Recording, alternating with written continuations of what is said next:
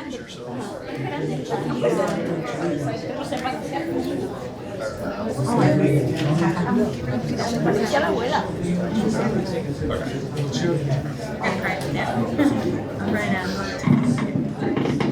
welcome to the 19th annual Julius Sokenu Poetry Awards. This is our favorite night of the year. The student poems are just going to be terrific, as you'll see. And we have a very special guest with Stephanie Pacheco tonight. This ceremony, Elkin will tell you a little bit more about the history in a little bit, but it is named in honor of Julius Sokenu, who was a beloved professor here for many years. And for years, he has been the president of Moore Park College in California. In fact, he left here to assume that presidency, which it's a great school. They have a zoo program. They actually have a zoo. And one of the jokes was that, well, with so much experience at Quinebaug, he was actually qualified. But seriously, he is a great poet. He was actually in the 10th year, he was our honored guest speaker, and he has sent us actually a special welcome, which Tamara will play for us right now.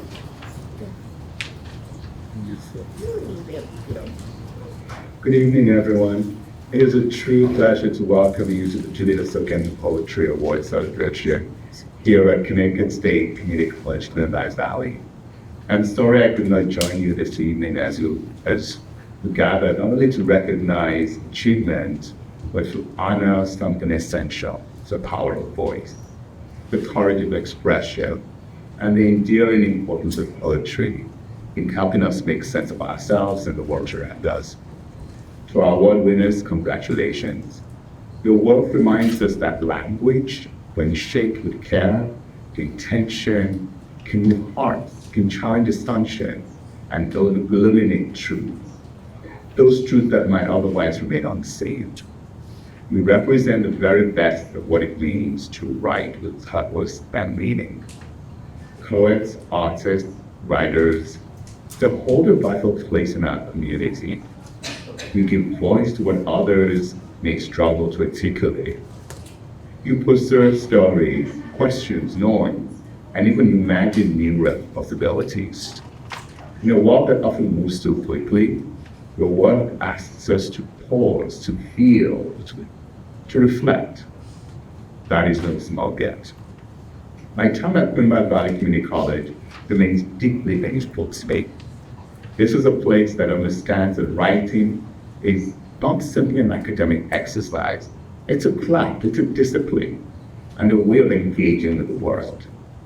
The commitment here has always been to support students as they develop both the technical skill and the deeper sensibility required to write with authenticity and impact. That commitment is clearly alive and well in the work you celebrate tonight. I want to extend my sincere thanks to the organizers of this event, the college leadership, and to the dedicated faculty and staff who continue to prioritize poetry and writing. The investment in students and in the arts creates the conditions where voices can emerge, they can grow and flourish. I am honored to be part of this celebration and truly inspired by the work of our winners. The words matter, the voices matter, and tonight we celebrate the promise and the possibilities that each of you carries so with. Thank you and congratulations. You didn't get a taste of why he is such a beloved professor. One thing I forgot to do, introduce myself. My name is John Anderson. For those of you who don't know me, I'm a professor of English here at CT State Community College, Quinebaug Valley. And after all those inspiring words, I'm going to make a very mundane note. Please make sure that your cell phones are silenced. And yeah, my partner in crime. Buenas noches, todos. Good evening, everybody. I'm Elkin Esplitia Loaiza. I'm professor of Spanish in ESOL at City State, Quinebaug Valley.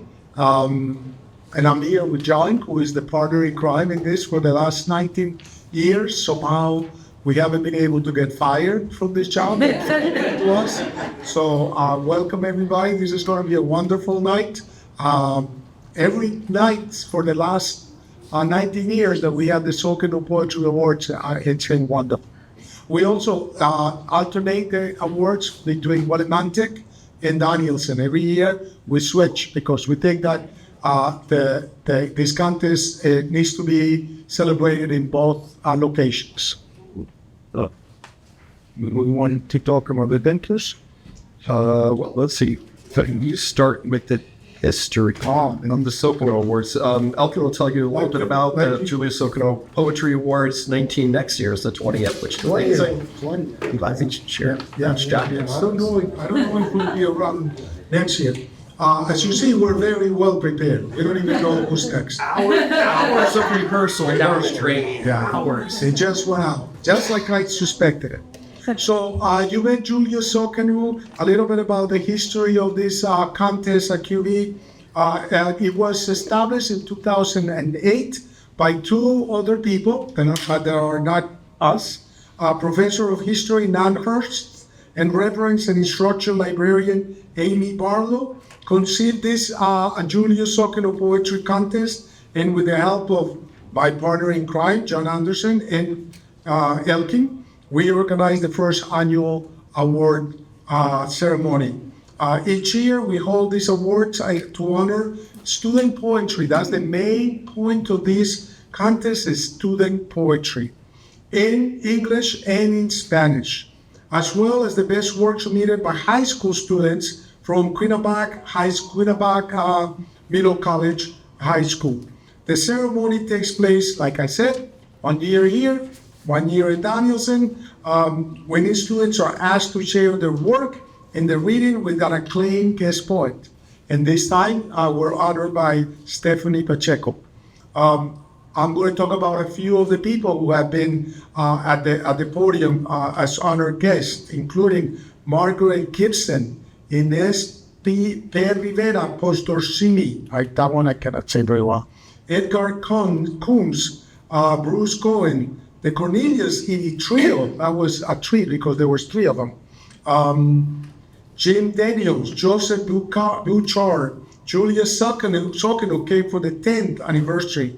Nancy Morejon, V. Penelope Pelizon, Naomi Ayala, Marilyn Nelson, Martin Espada, Dick Allen, Patrick Rosal, Ken Cormier, and Doug Anderson.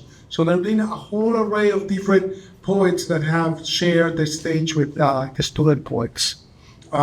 We hope we can make it to the 20th anniversary, and we're looking forward to that.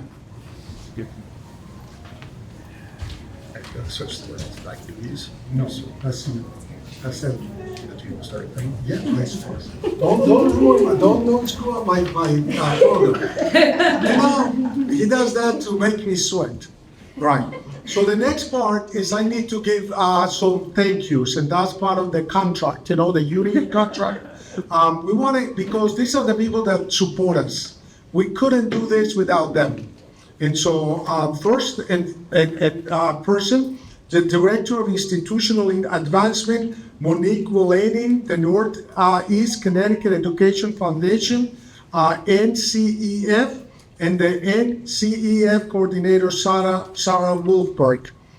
We want to thank our President, Mary Ellen Tchaikovsky, Executive Assistant to the President, Jennifer Green, Dean of Faculty and Students, Dr. Mac Griswold, Assistant to the Dean, Lois Kelly, Campus Associate Dean of Student Development, Dr. Tananya Walters, Associate Dean of Campus Operations, Robert Godier, the 4Cs President, Seth Freeman. I think I see him in here somewhere. Yeah, there he is.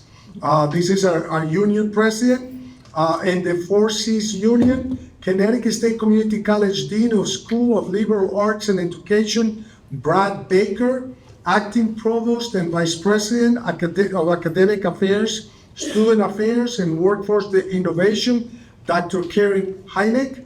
Our supported Quinebaug Valley faculty and staff, Eric Campbell, and the Connecticut State Community College Office of Marketing. Without the help from all these people, we wouldn't be able to put they put together this show. So thank you. And yes. And more gratitude goes to our partners at the Quinebaug Middle College who fund the Quinebaug Middle College High School Awards. But especially like to thank Principal Ted Kelleher and Administrative Assistant Nida Rosado, the English teacher Susie Lefebvre, who's been doing this for so many years, and Kara Turney, and all the teachers at QMC. They work together as a close-knit team, and social worker Katie O'Neill. Also, Martin Charette, who directs the facilities here. Dan Fife, who single-handedly keeps this place running and created this space, designed this space tonight. Thank you, Dan.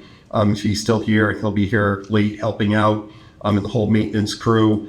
The Quinebaug Valley Student Government Association, Special Pedro Santiago, who's the director of the student engagement, and student services generalist Jason Charles, who is based here in Willimantic and is always helping us out. Angela's Catering Company with their amazing food and wonderful service once again. And that beautiful music that you were listening to before was by Robert Smith V. IT department, I always need a lot of help from the IT department, especially Jason Tata, and Director of Finances, Alessandra Lundberg, and Donna Bear Carreau, who helps in that office. And our sponsors, the Northeast Connecticut Education Foundation makes this possible year after year. They also make it possible for many students to continue their college education through fundraising. They give tens and tens of thousands of dollars in scholarships. They are an amazing organization and really root us in the community. QV Cultural Programming Committee, and various academic departments here at the college. But in order to choose the winners, we need judges. So I want to mention a few names. 4 points in Spanish. Maria Garcia Alvarez is one of our judges. Juan Rodriguez and Jacob Spew. They're all faculty or staff here at QV. The poems in English were judged by Sean Cassidy, Scott DeShong, and Jess Porshuzek. They were the team that looked at the English performance and gave us the ranking. We also want to talk about Julius Sokenu Poetry Awards Committee, because it's not just John and I who put this together. John Anderson, right here to my left. Elkin Espitia is me. Loaiza Denuve Bastien is in somewhere hiding. Yeah, she's there hiding. She wouldn't co-host with me, so I had to recruit John. Tamara Greer, who is the person who pressed the button for the video and all the things. That's just one small thing. She does a lot of stuff. And Jessica Porshuzek, who is the one who is does a lot of stuff, but the thing that I want to mention is the plant arrangements around the stage. Were very helpful to all of them, because without them, I don't think he and I could come up with anything. I don't know if you agree, but that's how I did it. Hardly. Yeah, hardly. The next thing is asking about how do we support the Sokenu Poetry Award ceremony, because the winners are going to receive a prize, and we need to support it. If you're interested in supporting the Julius Sokenu Poetry Awards, please consider making a tax-deductible donation or gift to the NCEF Foundation. And when you do, you indicate that you want your contribution to go toward the Julius Sokenu Poetry Awards. In your program, if you have a program, if not, we'll get you one.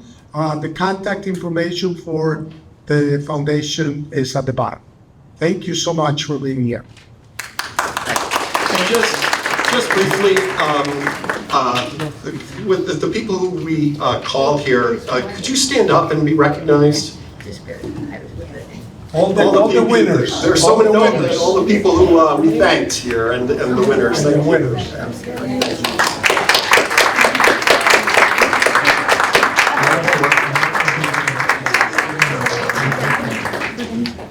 Yeah. Okay. We're going to start the main event, which is to get at the student poets. In addition to the monetary awards that are announced, each poet will receive a copy of this wonderful book, The Making of a Poem, which contains beautiful poems and inspiring ways to write poetry, to keep you generating poetry and keep poetry as a part of your life, and a copy of The Spoken Word: A Cultural History, which is a terrific book. And our poet tonight, is definitely in that tradition. It's interesting that this is kind of a modern resurgence tradition, but of course poetry has always been an oral tradition, a bardic tradition. And we are going to begin. I'm going to give just not a full introduction, but just a welcome to Stephanie Pacheco, our honored guest, because she's going to help honor the poets tonight. And Stephanie deserves a special kudos because of her bus trip from New York City to Hartford. She is a treat. So Stephanie, you can come along over here and you'll be able to hand the books to the poets.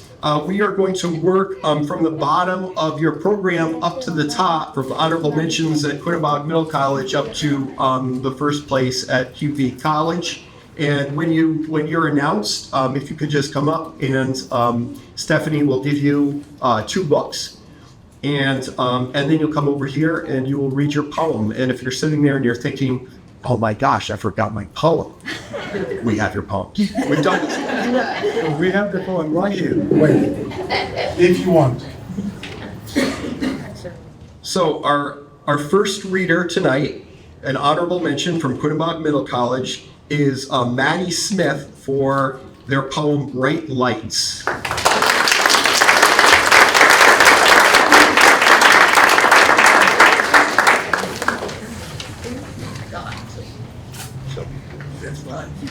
Okay. Thank you, Maddie, for being here. I'm going to read the poem for Maddie. Bright lights. The bus stops, skyscrapers, people walking, bikes and billboards, packed streets of New York City, Times Square, big screens, theaters. I am alive. Small foyer leading to the green light of the Great Gatsby. Lights dim. My body wakes. The play begins. Dancing and singing, melodies moving through the stage lights. I was living it, caught in a quiet euphoria. We made our way out into the night, bright lights, feeling bittersweet. As the city lights fade behind me, I held close Gatsby's tale of loss and love, reminding me that I was within, quote, I was within and without, simultaneously enchanted and repelled by the inexhaustible variety of life, end quote.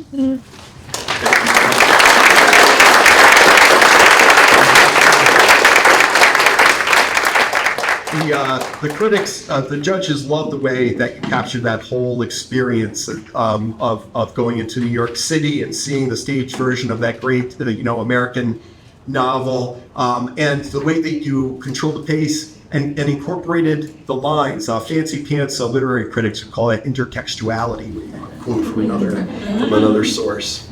Yeah. Our next winner, honorable mention in the QMC category for the poem Wonderful Sound, Dominic Pettis.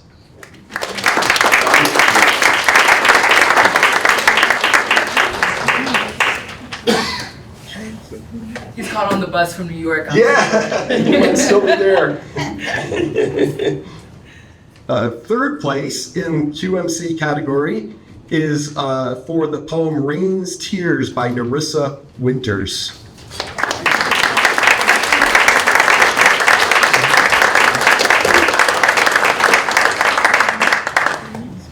Oh shoot, we're missing some poetry tonight. That's okay, things happen.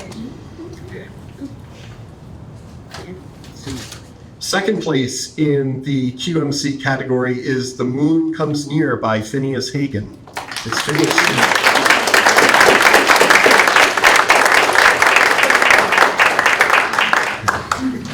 Congratulations.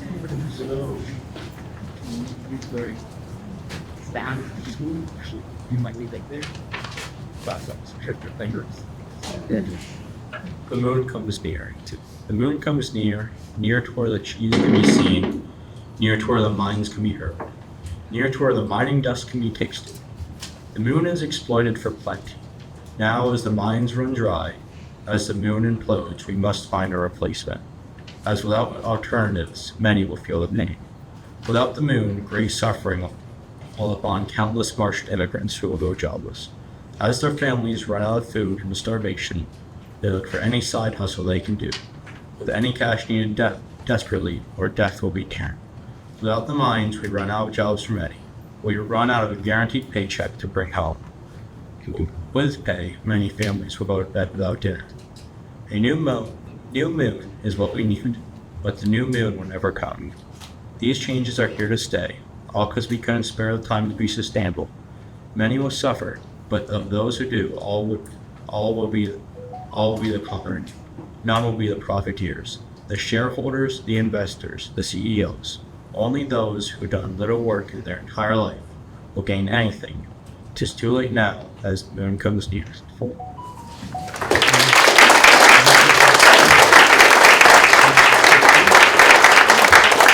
Thank you, Phineas. I think that might be a first in Julius Sokenu poetry history. I don't think we've ever had a speculative fiction, science fiction poem about a dark future, which also has this great politically charged, sharp analysis, and so wonderfully imaginative. Thank you for sharing that, Phineas. And first place in the Quinebaug Middle College category goes to the science class by Sophie Van.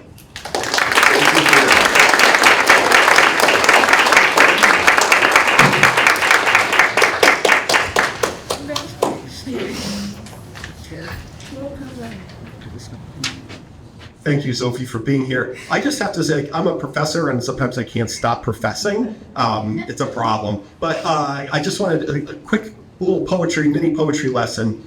Not the speaker in a poem is not always the poet. There's something called a persona poem, where the speaker is someone else, a character, or someone that the poet has imagined. And that's true of this poem. So I'm going to let Sophie share her amazing poem.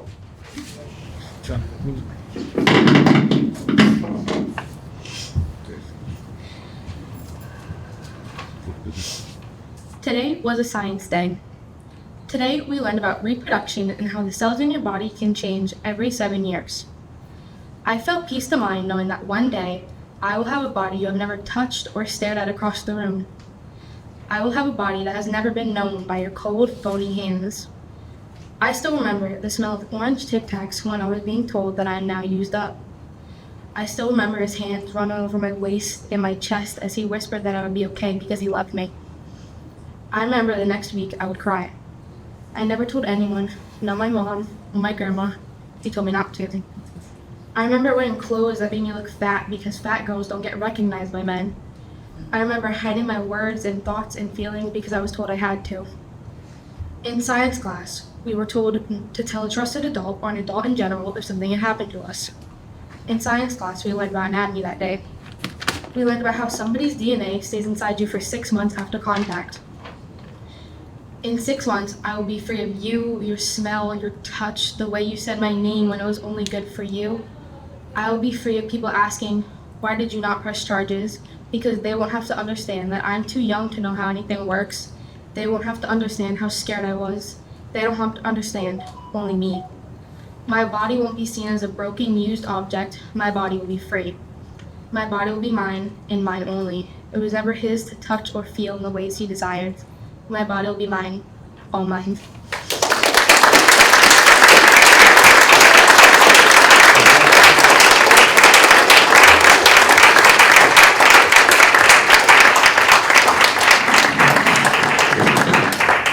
Thank you, Sophie. That was a terrific reading of that wonderful poem. The resilience in that poem, the strength is absolutely inspiring, and you achieve that through those repetition of those lines at the end. Thank you. I'm going to turn over to Elkin for the next set of awards. Set of awards. I, unfortunately, am not a poet, so I cannot give an analysis as good as this guy. But I want to say that the Spanish poems are very important to me because it represents the students who are learning Spanish as well as the students who are learning English, even though they're in Spanish. So the Spanish Non-Heritage Award goes to students who are in the process of learning English. And we only had one winner. His name is Eric Johnson, and his poem is Gracias, Dios mío. All right?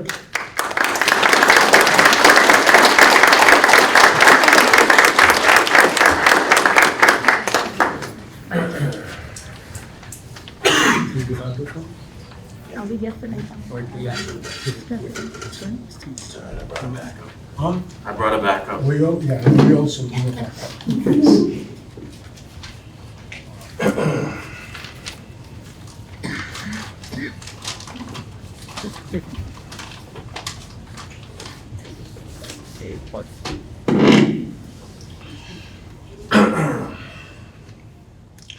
¿Por qué me elegiste?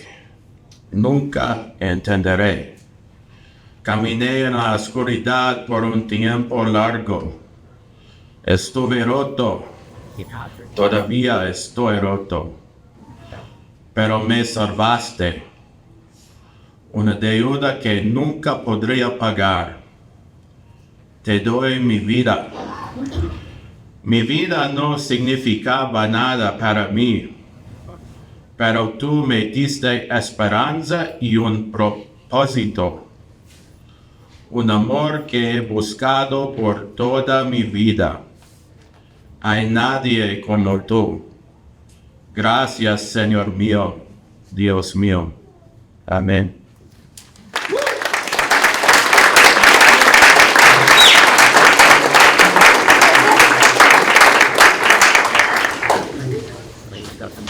Very nice. Beautiful. As you can see, we all can speak in tongues, right? And it's always beautiful. Poetry is always so beautiful, no matter what. The next category is the Spanish Heritage Speakers category. And that's for students who already know Spanish. And we're going to start with the honorable mention. The poem is called Hoy el espejo me preguntó by Marilyn Soto.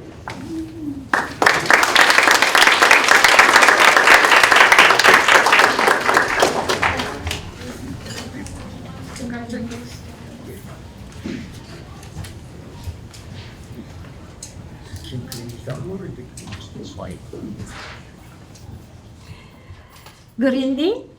Buenas noches. Okay, this question is for you, for all of you who have a mirror that you talk to sometime. I think everybody has a mirror or look at themselves. ¿Quién tiene un espejo que se mira siempre y se pregunta cosas? Yo tengo uno. Y este poema simplemente lleva mi nombre, pero eso no significa que soy yo solamente.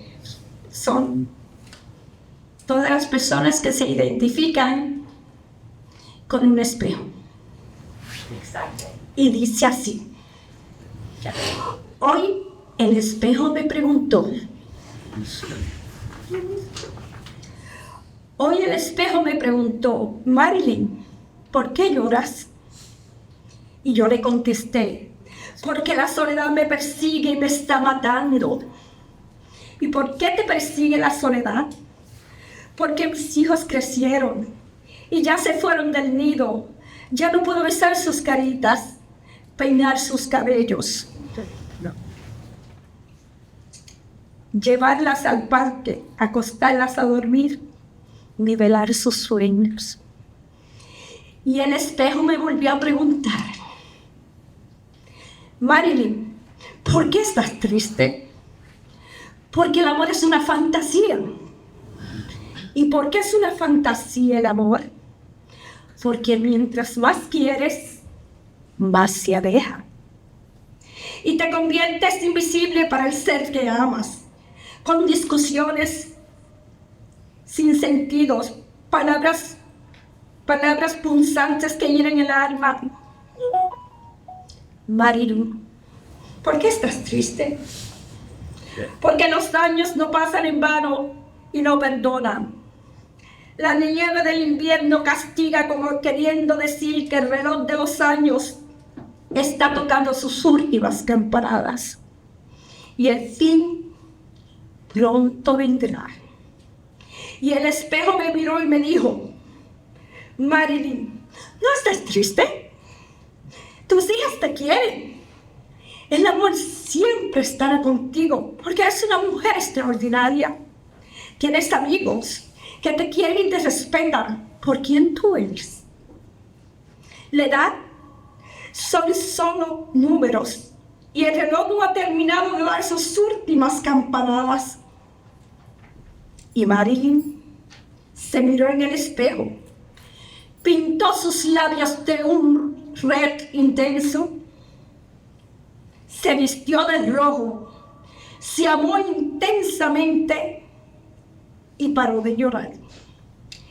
Ya ella no volvió a llorar ni a sentir la soledad, ni el espejo volvió a preguntar, Marilyn, ¿por qué lloras?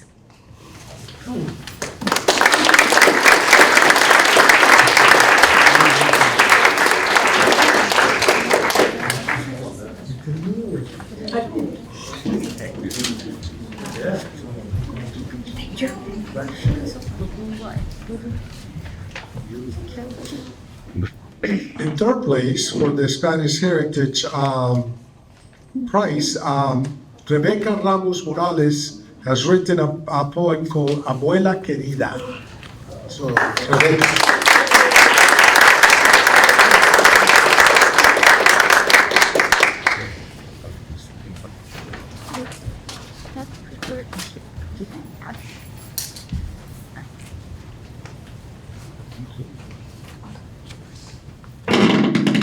Very short, but he's tiring. Let's try and invest discreetly. Good evening, everyone. For those who don't speak Spanish, this poem, I wrote it about my grandma who wasn't here today, but it's basically about the emotions that I felt while she was going through chemo. No saben el temor que sentí el día que encontré las lágrimas que lloré, sin saber cuándo será el día que tomarás tu último respiro. Fue el día más doloroso. Sentí mi corazón quemando por dentro y seguí llorando. Cuando encontraron que tenías cáncer, ¿cómo lo vas a sobrevivir, abuela querida? Me siento perdida y sin palabras que decir. Salí de la escuela para cuidarte porque no sabía cuándo será el último día en decirte adiós. Tiempo pasó y el quimo ya empezó, velándote más débil cada día. Thank you.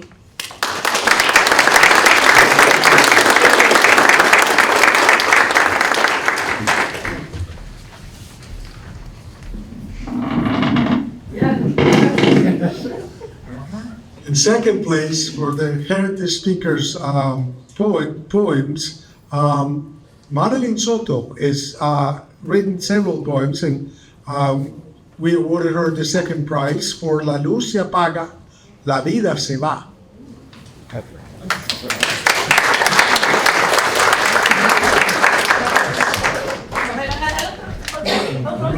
Oh, qué pena. Good evening. Buenas noches nuevamente. Ok, este poema es dedicado a mi perrita Yocana, que pasó a mejor vida el 4 de marzo. Y el poema dice así. La luz se apaga, la vida se va. Hoy se apagó una estrella. Hoy se nos fue una estrella. Hoy nos dejó una estrella. Y hoy se apagó una luz. Esa luz que llega donde ti cuando tú no esperas. Cuando la oscuridad está abarcándote. Cuando tú ya no tienes nada que decir.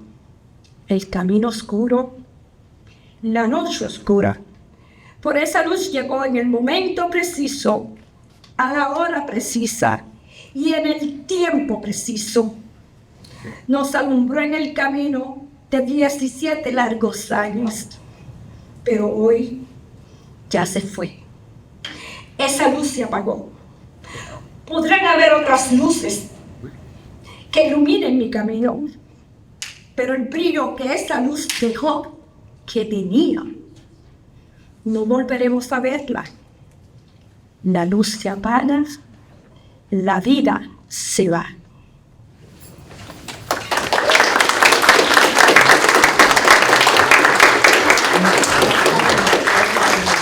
Very good job. Very nice job.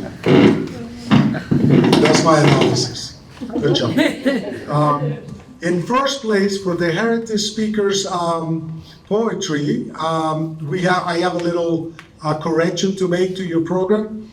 We have a couple of words that are backwards. In your program, it says the title is Mi Eterno Amor, but the title is actually Mi Amor Eterno. And so I'm apologizing to the poet. Camilo Estayul de la Cruz is the author.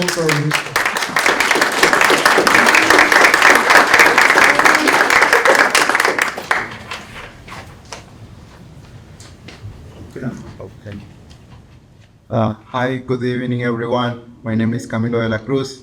Today I'm going to share my poem. The title means This love is never change, it's never die. Hola a todos, mi nombre es Camilo de la Cruz. En esta tarde yo tengo la oportunidad de decir mi poema, lo cual se llama El Eterno Amor. Y es dedicada hacia todas las mamás y todas las madres que hacen todo para que sus hijos salgan adelante. Y pensar que con tan solo 9 meses en tu vientre hayan podido ser más que suficientes. A la primera mujer que vi en sus ojos ese amor tan ardiente, a la que me ha cuidado desde mi primer palabra hasta obtener mi último diente. A ti, mujer de mi alma, gracias por ser mi guía, mi escudo y mi arma, por los días lindos y los grises en donde me diste la calma. A ti, mi superheroína, la que siempre me salva. Las palabras quedan cortas para describir tu belleza, mujer valiente y hermosa, con un gran corazón que vale más que otra cosa. En mi jardín de rosas eres la única peculiar, por tu perfume y lo preciosa que eres, sin dudar. Conmigo te quiero siempre, que contigo estaré pendiente, y que ese amor sin medida sea eterno para toda la vida. Te amo, madre mía.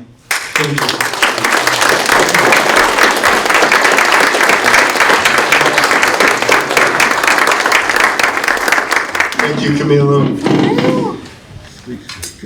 Next category is QV College poems in English and honorable mention. Oh, I'm sorry. Performance. Great. Almost skipped. Sorry about that. The performance category. We have one winner in this category. The poet had to submit an audio file as well as the text of the poem. This goes to Liliana Coporale for her poem 1,000 Years Ago. Come on up.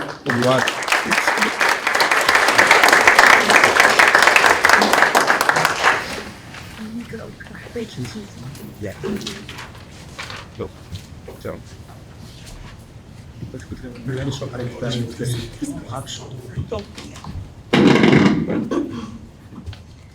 1,000 years ago. Step into the abyss of this blacklist night. Gripped by your fears, they tear you up inside. Nowhere to run, nowhere to hide. Listen, hear the screams. They chill you to the bone. They're calling out your name. Now you feel the pain, just like they did 1,000 years ago. Are they alive or are you dead? Memories and dreams swim through your head. A never-ending tale of fright, a never-ending blacklist night. Is this life or is it death? Could it be a nightmare running through your head? Are you asleep or are you awake? Vision and screams so real, this can't be fake. Are they alive or are you dead? Memories and dreams swim through your head. A never-ending tale of fright. A never-ending blacklist night. Stop! Listen! Is it true? They're calling out your name, calling for you. Insanity becomes reality. Your mind turns clear. Pulse starts to quicken, soaked through with sweat. You scream. They're alive and you are dead. Memories and screams tear through your head. This never-ending tale of fright. This never-ending blacklist night. And now you feel the pain, just like you did 1,000 years ago.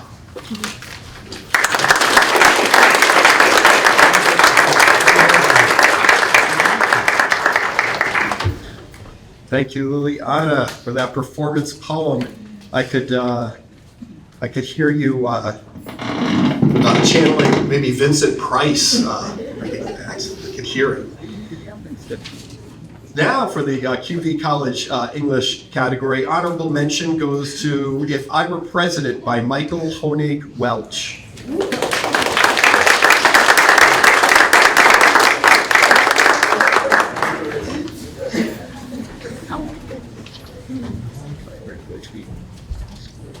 I will warn you, this is supposed to be funny. It's not normal at all. And if you don't watch a lot of TV, you're not going to understand it. If I were president, I'd need 3 assistants to help me. First would be Fat Amy. She can verbally abuse my opponents beyond compare. Then would be Sandra Kawi Okalani. She doesn't care if her opponents blow away in a tornado. Last would be Brenda Meeks. She knows what she wants and knows how to fight demon ghost girls who crawl out of TVs. You know I'd make a good president if I lose. Admit it, soldier. Thank you.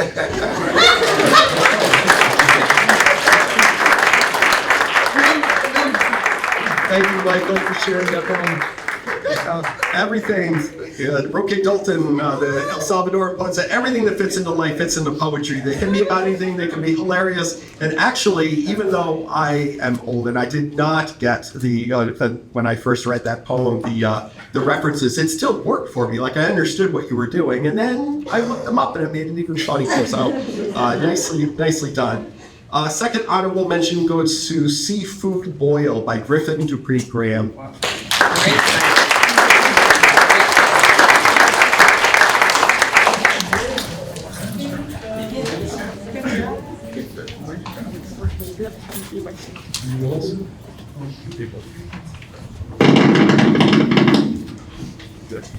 Seafood Boil. Creepy and crawly with big claws and beady eyes, all piled together in a cage too small, too crammed, too many.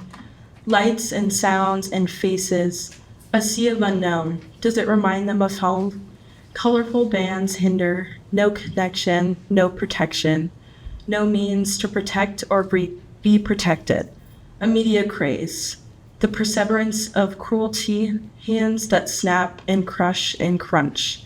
After an ending of agony, boiling skins turn from carnelian to ruby, now precious jewels once seen as common filth.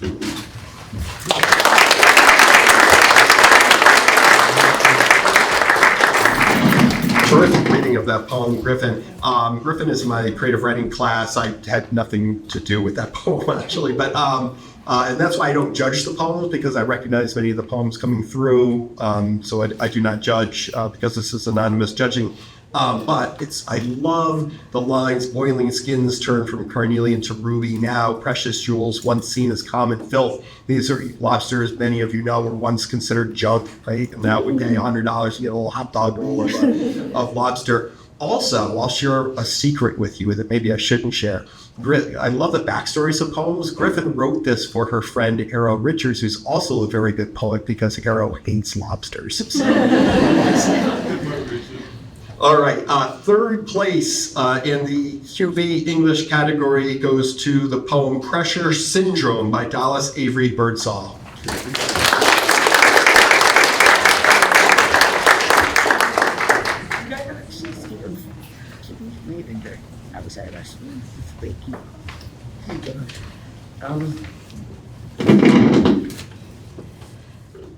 Pressure Syndrome. When you fill a balloon, helium stretches it out increasingly, trapping air inside. It is thinning walls until it breaks, due to the exceeding amount of pressure that was draining it. And if it manages to stay intact, a mere poke will pop it. If you fill a balloon excessively and release the pressure before it breaks, the balloon will remain deformed. Nevertheless, once round and smooth, now warped or wrinkled, paper will take any form, but if you fold it too much, it will grow too thick with too many layers and ultimately not be able to fold anymore.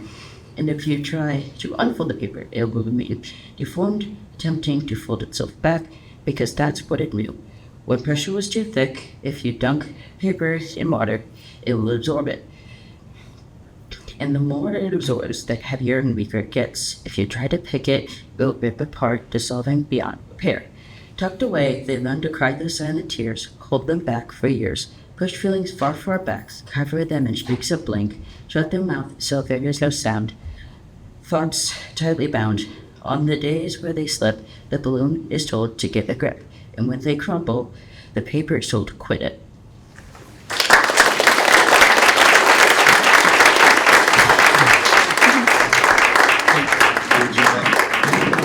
Terrific work, Dallas. I so admire the way that poem starts with sort of just really scientific observations, and then they become these metaphors, and with this metaphorical meaning. And it's a poem that invites rereading for sure, with pleasure.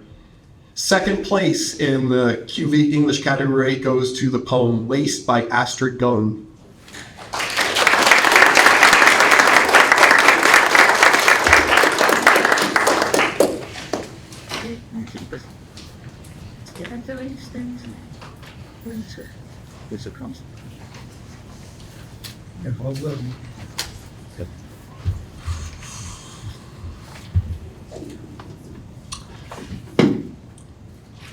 Burning plastic, face red from acid. I'll waste my chance because I'll stand still. I'm placid.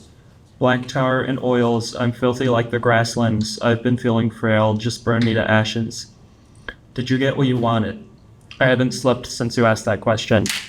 I would tell if I got it. I hold my breath. There's poison in the oxygen.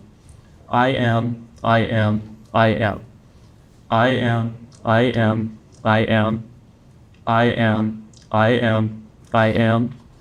I am. I am. I am. Red dot, headshot.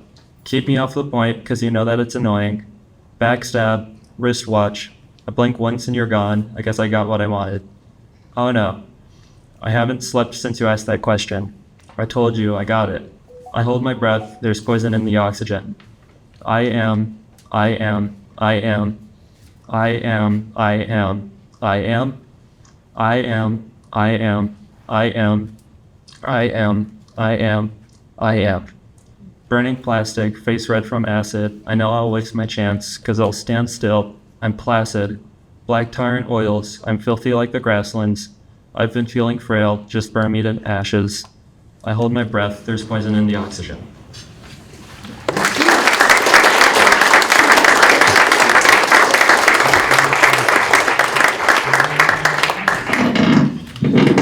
The best Sokenu programs happen when we have poems with so many different pitches and approaches. I love the kinetic energy, and the judges love the kinetic energy and the driving meter of that poem.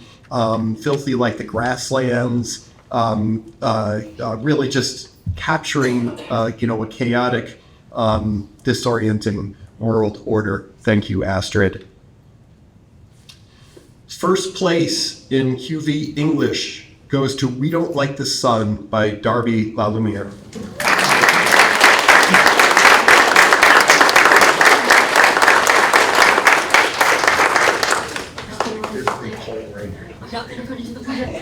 I swore I wouldn't. Oh, I'm so short. Yeah. Lele doesn't like the sun. She finds it irritating. It glares at her. She does not take kindly to its taunts. The clouds are friendly. They're not judgmental the way the sun can be, though occasionally weepy, aren't we all? The sun is a good person. turn things green and blue and such, warms the orb and its inhabitants. Lele finds herself not liking good people sometimes. Jealousy? Maybe.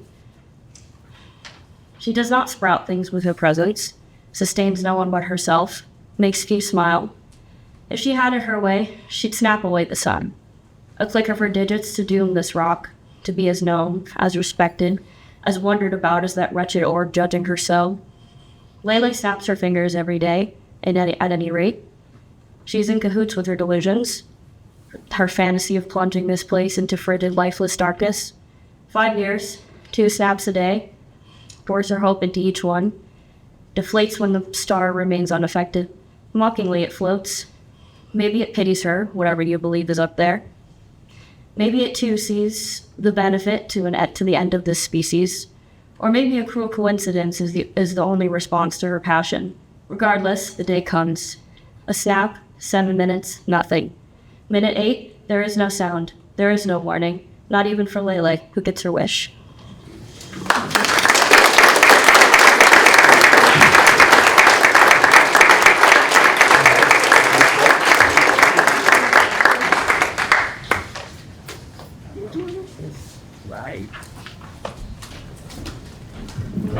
Another round of applause for all of our student poets.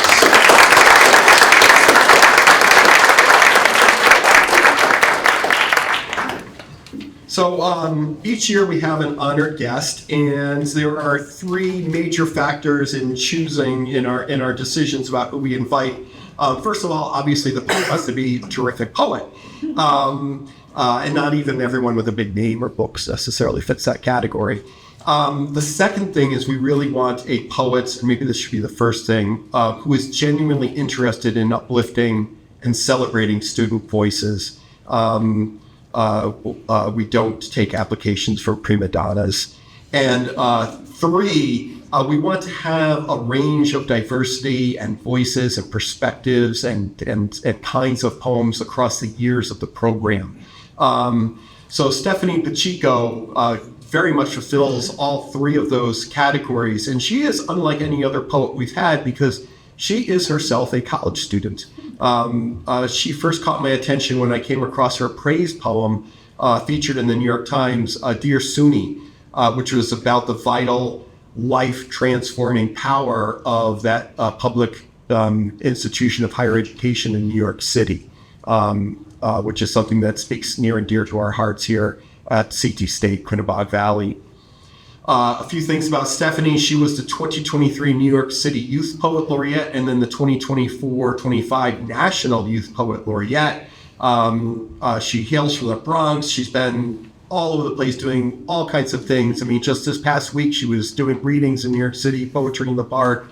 She's been a leading organizer and a strategist with several activist organizations, including the Healing Centered Schools Task Force, in which she works to mobilize youth across the city against educational injustice. She's a recipient of the 2021 Princeton Prize in Race Relations, and her advocacy, her poetry, her work has been highlighted in places like the New York Times, the NPR, the Daily News, CBS, and other publications. And she has spoken and performed in spaces such as the Kennedy Center, the Folger Library, the Schomburg Center, the Apollo Theater, the Barclay Center, the New York Public Library, and perhaps most importantly, the Townsend Community Room at the Willimantic Center at the Quinebaug Valley. All right, welcome, Stephanie.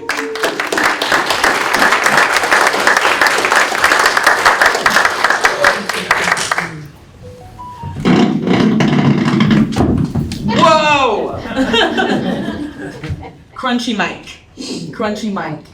Hello, everyone. Oh my God, I made it. John was not lying. I have been trying to get from New York City to Connecticut for what feels like 50 years. And Greyhound buses did not make that easy, but I'm here and I'm honored. Thank you all so much for having me. My name is Stephanie Pacheco.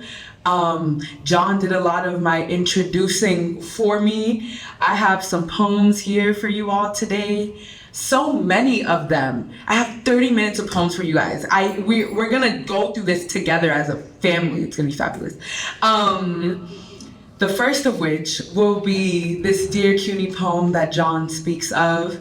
I am also not just a college student, but community college student. I have been a student at BMCC in New York City.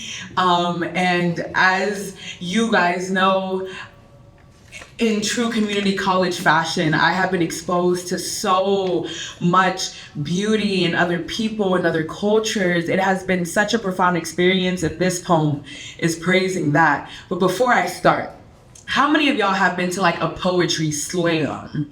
Like a good, right, we see that. For those of us who haven't, poetry slams, which you might be able to read about in this book of spoken word history, poetry slams are noisy and rowdy, and the audience is really participating with the poet's poems. So if you hear something you like or that resonates with you, can I hear you snap? Y'all not snapping, y'all not all snapping. Come on, let's snap. We snap it. There we go. It doesn't sound like music. Let me hear you go. Right, like you're eating some good food, a real good taco from outside, right? You can do a little snap, a good facial expression if you hear something you like. All the energy you give me while I'm up here is the energy I can give right back. This is Dear CUNY. I'm gonna test you guys, okay? Dear CUNY, I can't talk about you without a train rattling the earth in the background, without the post-class hangout spot coming into the conversation. Dear CUNY, you taught me the art of learning how to fall asleep anywhere, in lounge chairs, on the 2 train, on my homework. You taught me the art of making any place my home.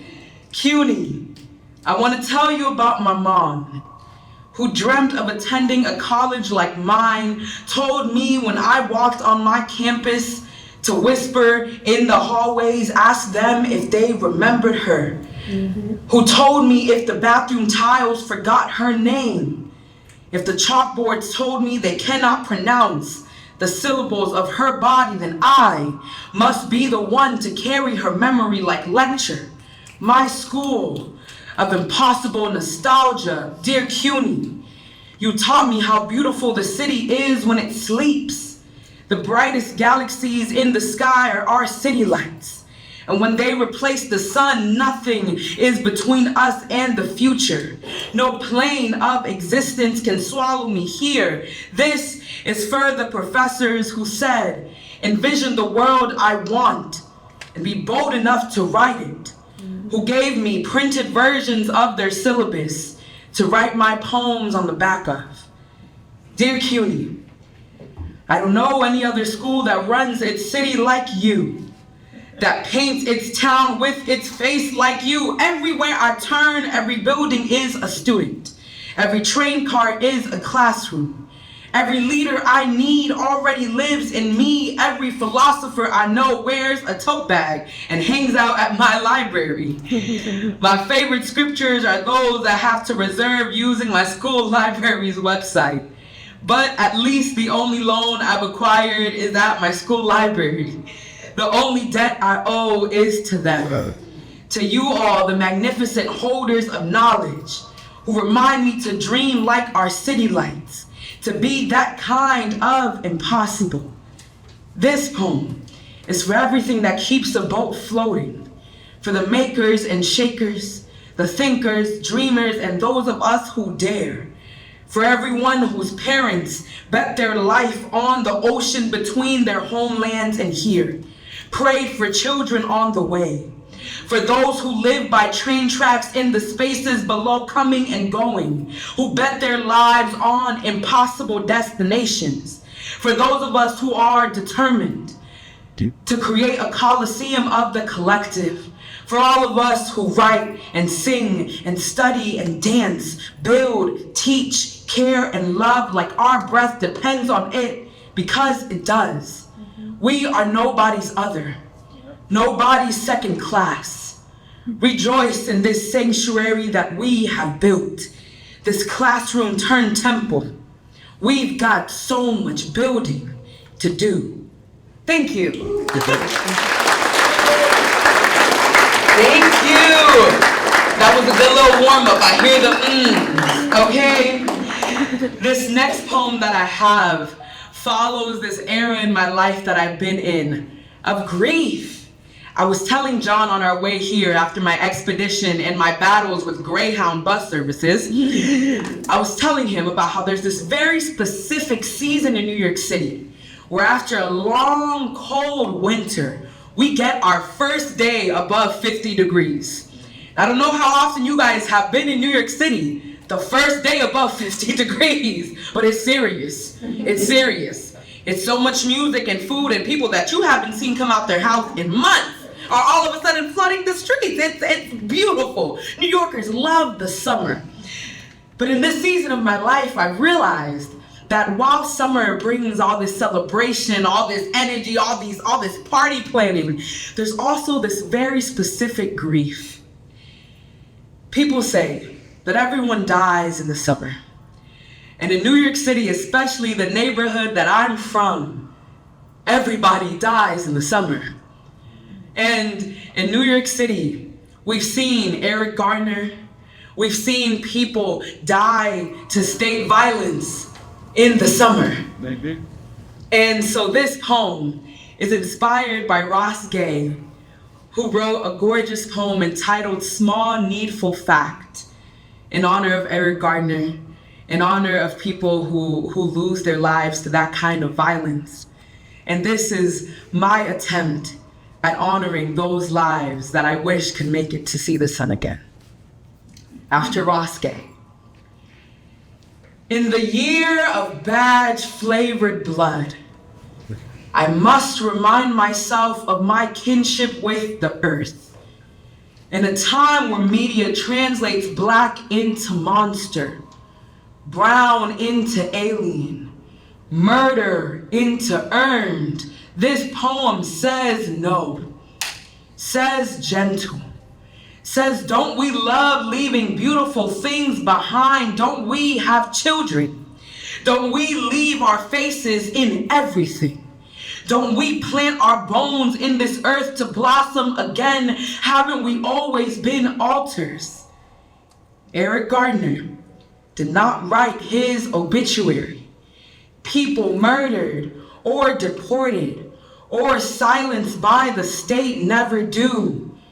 His hands were love letters, stamping careful ink back into the soil, and we ought to view everything this way, as gentle, as memory, as stunning, even when it is our time to leave, even when someone hijacks a clock to replace our timestamps with prison numbers. Even when someone renames us news headline, I imagine passing to be a gentle rain shower, a promise of flowers, a soft planting of seed, leaving your cheekbones in someone else's face, leaving your body for no country to steal. How humbled am I to be living in the atmosphere left behind? How lucky are we to be blessed with impossible immortality? What did we do to deserve this? What does anyone do to deserve this? What a tragedy, what a legacy, what a parent, what a child, what a son, what a daughter, what sun, what heat, what warmth, what gift, what horror, what beauty, what a death. What a promise of flowers, a soft planting of seed, leaving your body for no country to steal. Thank you. Thank you. Thank you. We're chewing at those 30 minutes, y'all. We're chewing at them. This next poem was written during New York City's previous mayoral term, where when election season rolled back around, I had a lot to say about who I thought deserve to be mayor. And we got lucky this time. We got lucky. But we know that the people that lead us are not always qualified. But I have some ideas of those of us who are qualified to lead a city, a state, a country. I think I'm looking at a lot of those folks here tonight. This poem is dedicated to everybody who I think would be a much better president. I elect the dopest old head who sits on the benches of the courtyard of our building, always playing a 70s or 80s tune that reminds him of youth and the good old days. He has the meanest playlist, the kindest hands, and has never needed to know my name to greet me in the morning. I don't know if he knows I write poetry. I wonder if he has ever written a garden on a page, or if he is just the poem today. He is the ruler of rulers. And I elect the empanada man on 188th, who puts his entire chest into his cooking. I mean, those are the best empanadas I've ever had. Who taught you how to flick island into a bowl of ground chicken? Who taught you the gentleness of folding dough onto itself like a love letter? Who was it that reminded you food can bring a song to life? Whatever it was, put it on a bill because we're passing it. I vote for the woman with the soft voice, standing guard over the cashier at the Jamaican spot on Gun Hill, who gifted me an extra beef patty because they were closing, and that's just how we roll.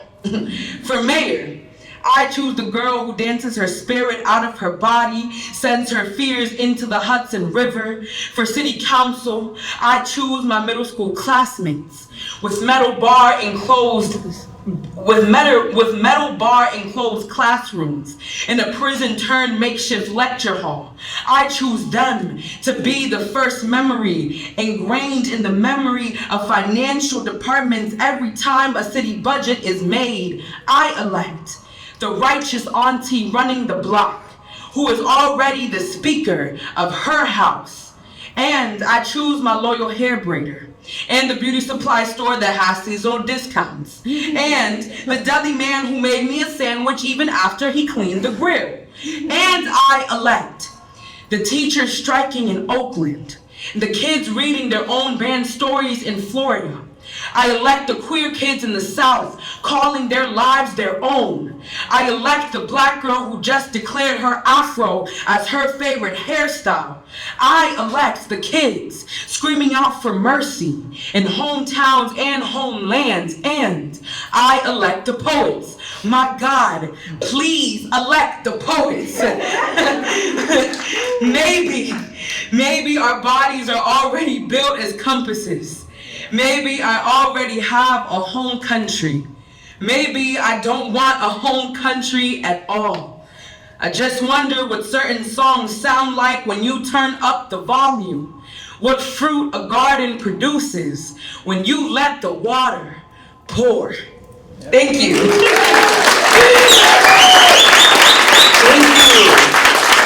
Thank you. I hope my shoulders don't offend anybody. This next poem that I have, I dedicate to my grandmother. I am a proud Afro-Latina, and just after I'm here kicking it with you all, I'm going back to New York to speak at the Dominican Writers Conference. Shout out to Dominican writing people. This poem tackles the complexity of language and how, while language, like our poems, can be used to celebrate, can also be used to oppress. And so this poem I entitled Parasite, honoring my Afro-Dominican heritage and interrogating the ways in which we make tongues bend for the worse. This is Parasite. My classmate walks up to the blackboard, writes in white chalk, "Is language a parasite?" and asks our thoughts.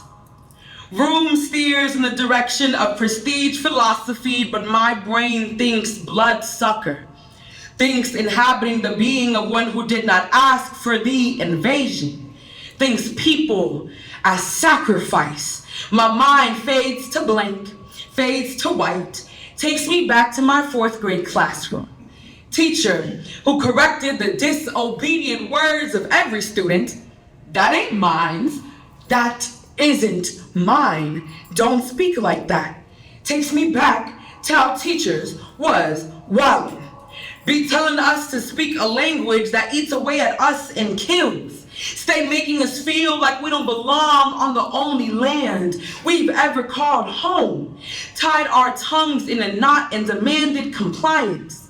Ripped everything we've ever known out of our mouths, beat it into submission. My mind fades to blank, takes me to my block, where we speak Black American corner store linguistics. Switch, how do you expect people to respect you when you speak like that? Switch, this is why they treat you like that. Switch, made it seem like our words buried us in our own graves. My mind fades to blank, takes me to a Dominican hair salon, to the woman who scolded every ill-mannered, comb-breaking coil on my head, held on to her colonizer's language with confused pride, translated pelo malo into nappy-headed, called me both in the same lifetime. My mind fades to blank. It was the Parsley Massacre.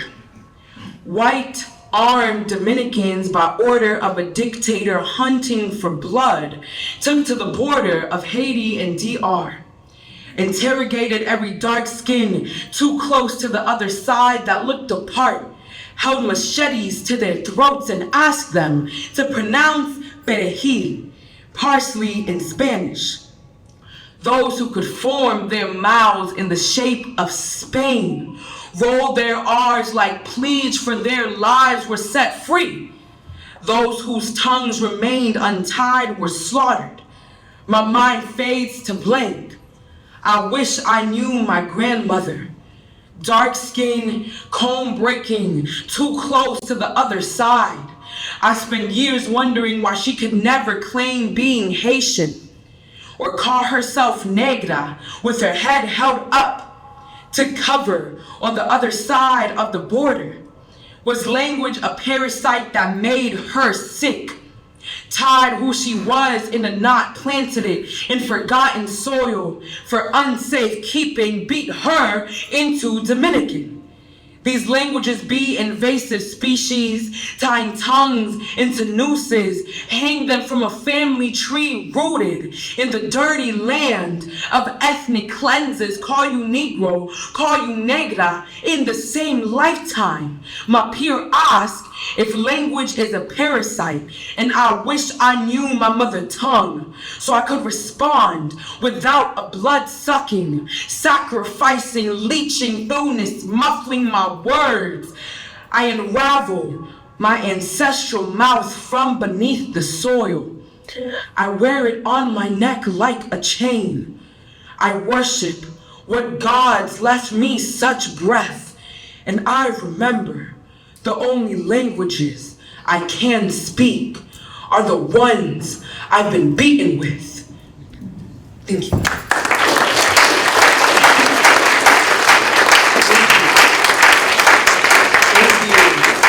Thank y'all. Y'all are being an amazing poetry audience. I'm so thankful to get to share poems in exchange to listening to you all's amazing work.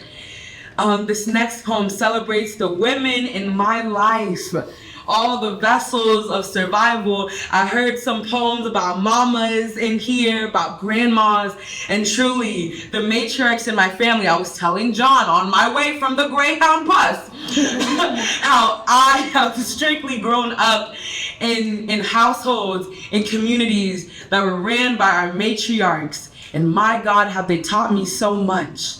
So this is for the women in my family and for the women, the femmes, the matriarchs in yours. Don't forget to snap. I'm still testing y'all on your audience skills, okay? The girls in my life are made out of stardust and moonshine. Kanekalon braids and acrylic nails. Slick-edged, slick-mouthed girls that talk back. Girls who nod but don't bow. Bite hard on hands that try to cover their mouths. Loud girls who clack their gold bangles in the face of what tries to silence them.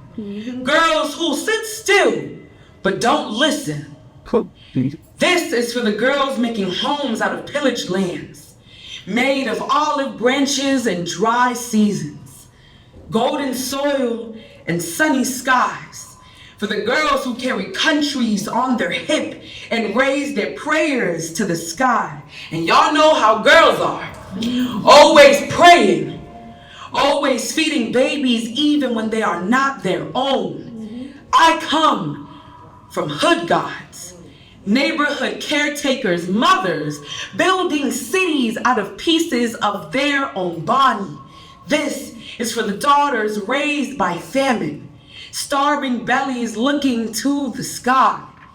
This is for the girls building their girlhood from scratch, who handpicked their lovers fiercely and unashamed, who dyed their hair the color of their love. This is for the girls with fitted caps and the girls who love girls with fitted caps. For the femme queens, for all the inventors of femme. And what people be saying these days, I'm just a girl. It's true, I'm just a girl. So I carry my shotgun next to my lip gloss in my purse. Keep my blunt next to my nerve. I'm just a girl. So I don't die easy. I'm just a girl. So I won't die. Now I always tell my girls, if and when, cause they will, if they try to break your body or your spirit in two, bite at the fruit of your olive branches or pull your body from the sky. And when they do, remind them to never forget their maker. This is for every single one of us who look death in the face and say no. Because you know how girls are. Always trying to stay alive. Always finding a way to live forever. Thank you.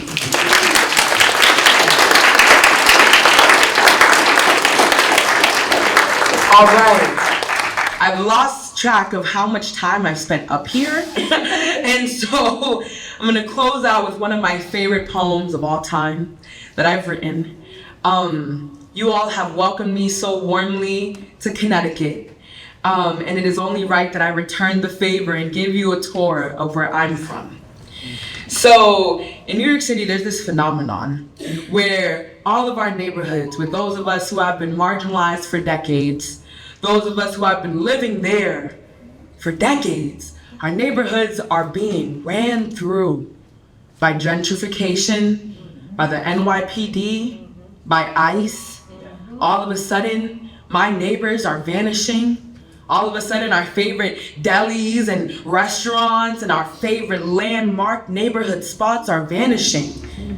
They're trying to take my neighborhood away from me, try to erase me and generations of my family from its memory.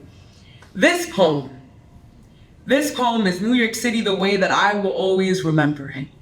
And I know that not all of us may be from the South Bronx, but we all have a place to call home. And so, this is that poem.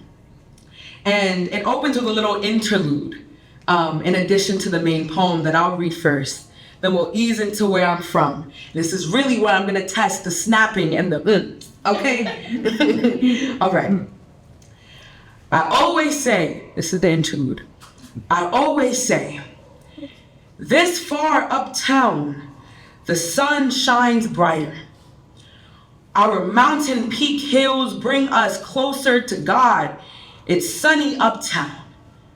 ICE can't come here. ICE can't stand this heat. They can't catch us here. they don't come this far up, they are never this close to heaven.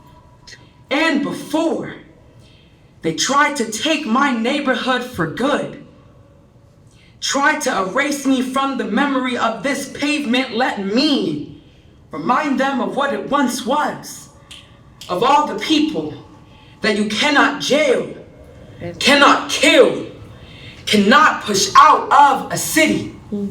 How field trips called for a walk to the bodega the morning of, demanded a bacon, egg, and cheese of my $5, said we gon' eat before we go to the Bronx Zoo, always on the D train, always on Wednesdays, always free entry. The train was us hood kids' magic vessel into Wonderland. We made steel poles our enchanted forest, wished upon the stars of its lights, and tapped our feet to the sound of the underground roar. We say the most Bronx trip you could attend was the Bronx Zoo. Was the one that was cheapest for the school budget. Was the one that all of our mommies could afford. Was the other place where caged beings live. Say the mark of nativity is watching other things in capture, is being a witness to the cage, is celebrating the fact that at least we voyage together. Say we dream of home too. I say I'm from New York, and I mean, I've been going to the same braiding shop on Fordham since I was 11. I found the rhythm of fingers twirling my hair into soil and blossom and named it my favorite beat. I say I'm from New York, and I mean, I recite Hey Ma by Cameron and Dile al Amor by Aventura in my sleep.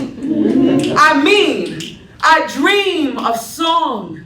These be the gospel tunes that made block aunties and tias jump up in praise. I mean, La Pompa, where the fire hydrant was our baptism, and these streets are my church.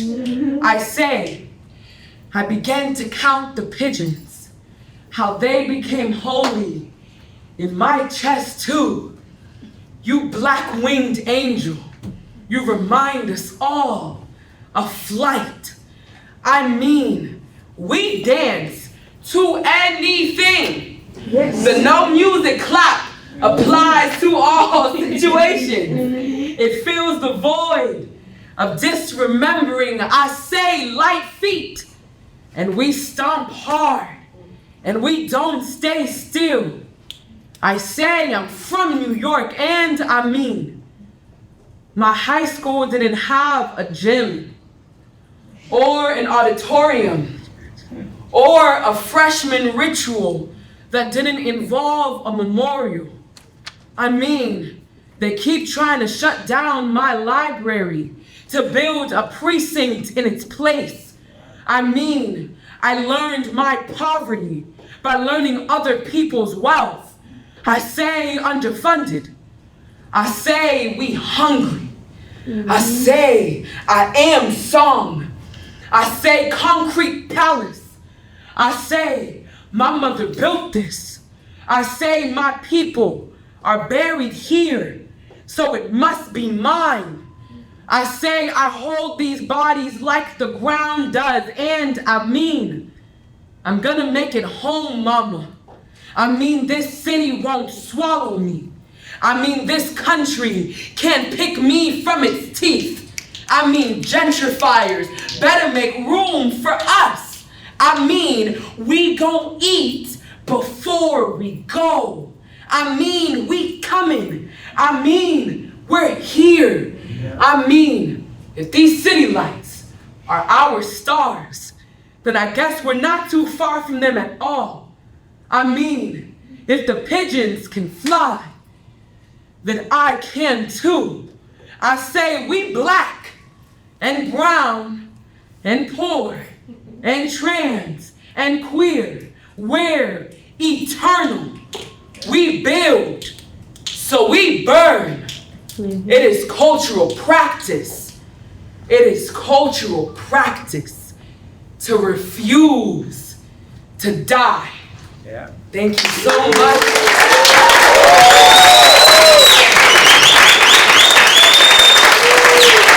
Thank you all. Thank you so much.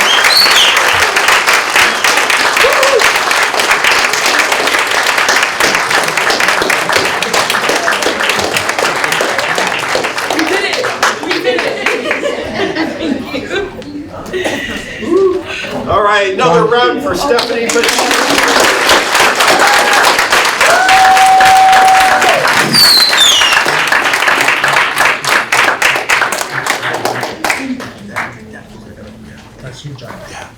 Stephanie, thank you for that powerful, powerful reading. Poetry is an oral tradition.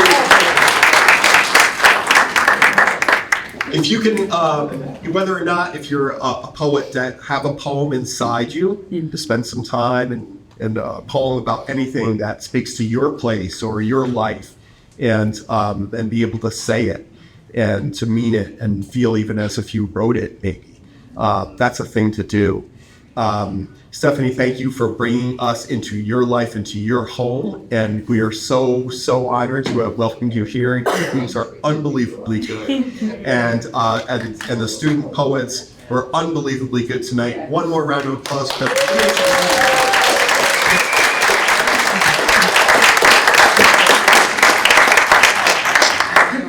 Thank you all for being here.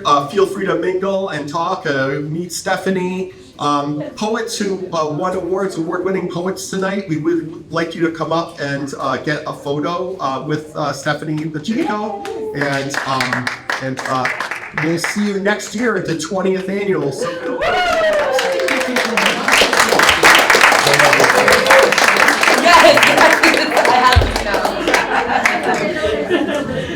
Oh my gosh. Yeah, tomorrow. I can't do no work, but today. Not today. No.